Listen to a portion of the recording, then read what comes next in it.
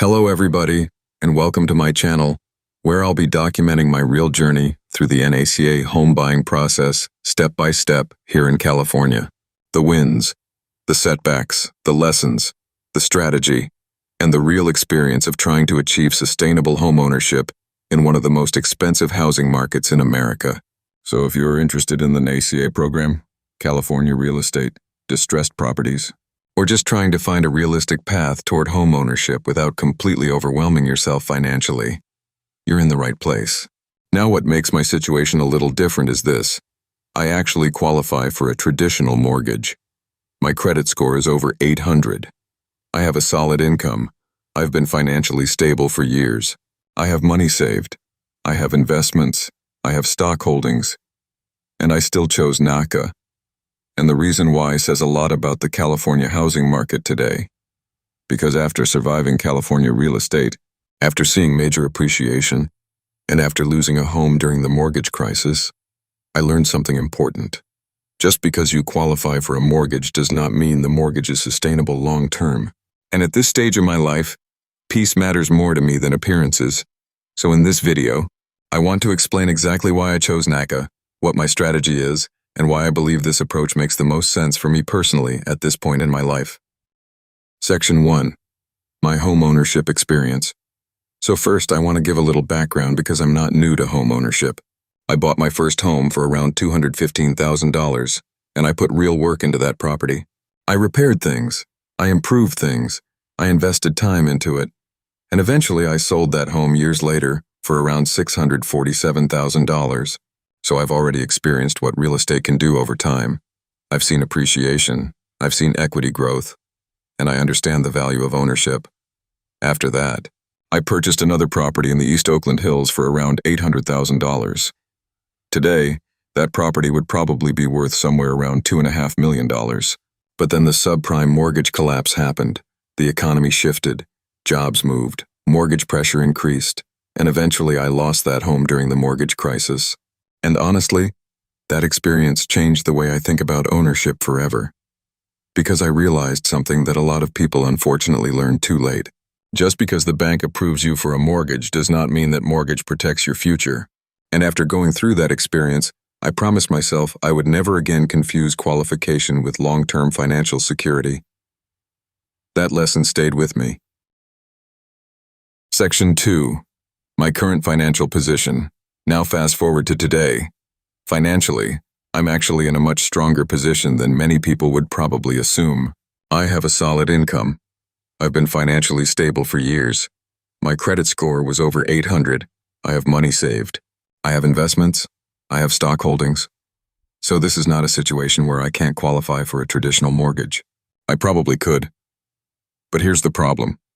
California housing prices have become disconnected from what I personally consider sustainable homeownership.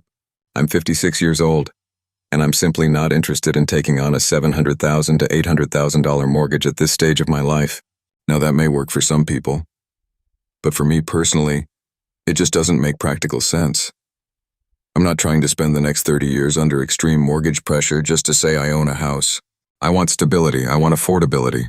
And I want ownership that actually improves my quality of life instead of creating constant financial stress. Because for me now, success is not about having the biggest mortgage possible.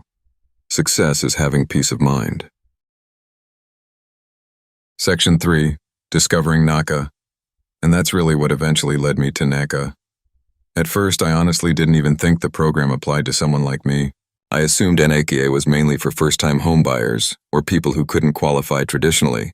But after researching the program more deeply, I realized I still qualified under their guidelines. And the more I learned about the program, the more the philosophy behind it actually made sense to me. What attracted me to NACA was not just the mortgage terms themselves. It was the overall focus on affordability and sustainability. The idea of making sure people can actually maintain ownership long-term. No down payment, no PMI. Lower interest rates, those things definitely matter. But beyond the financial benefits, I appreciated the idea of approaching home ownership more responsibly, especially in a market like California where prices have become extremely inflated. To me, NACA represented something different. Not reckless ownership, not emotional buying, but intentional buying. Section 4. The real issue. But even with NACA, I still had to confront another reality.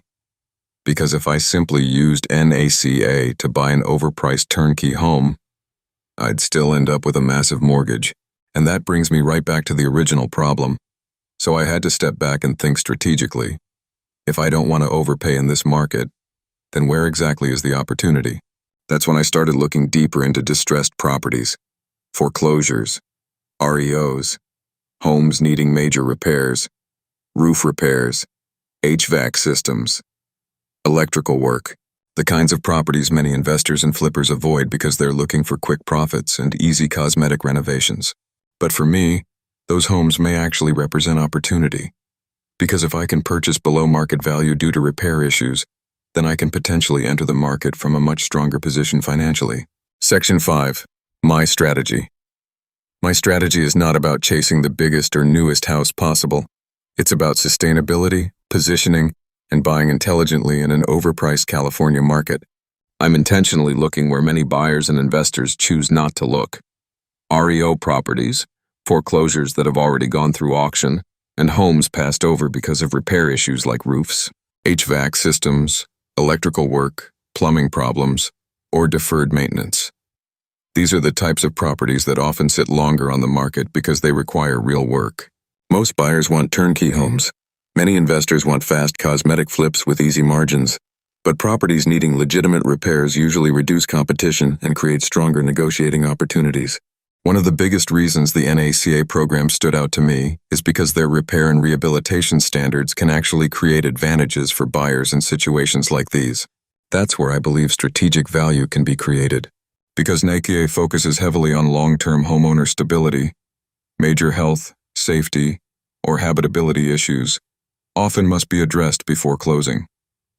And in certain cases, those repairs may be incorporated into the financing structure through NACA's rehabilitation process. That changes the equation significantly. Instead of purchasing a distressed property and immediately facing major out-of-pocket repair costs, there may be an opportunity to finance necessary repairs from the beginning while also purchasing below market value. That can create several advantages at the same time: reduced immediate financial pressure, after closing access to neighborhoods or price points that might otherwise be unaffordable, the potential for built-in equity after repairs are completed and the property is revalued. In California, where fully renovated homes often carry extreme premiums, I believe this approach creates a more sustainable path to ownership. So instead of competing for overpriced turnkey properties with dozens of buyers, I'd rather focus on homes where condition, complexity, and limited buyer demand create leverage and opportunity. I'm not looking for catastrophic structural damage or reckless financial situations. I'm simply looking for opportunities where repair issues reduce competition and create negotiable value. Because from my perspective, roofs can be replaced, HVAC systems can be upgraded, electrical issues can be corrected. Those are solvable problems. What I'm trying to avoid is unsustainable debt. At this stage of my life, I'm not chasing image. I'm chasing long-term stability. Section 6. Why this channel exists. And that's really why this channel exists. This channel is not about pretending the process is easy. It's not about hype. It's not about getting rich. This channel is about education, transparency, and documenting the real process step by step. I want people to understand how the NACA process works, what the challenges are, what the timelines look like, and how to think realistically about homeownership in California today. Because the truth is, but I also believe there are still strategic ways to approach ownership responsibly if you're willing to think carefully and stay disciplined. A lot of people feel locked out of ownership right now, and I understand that feeling. So that's why I chose NACA.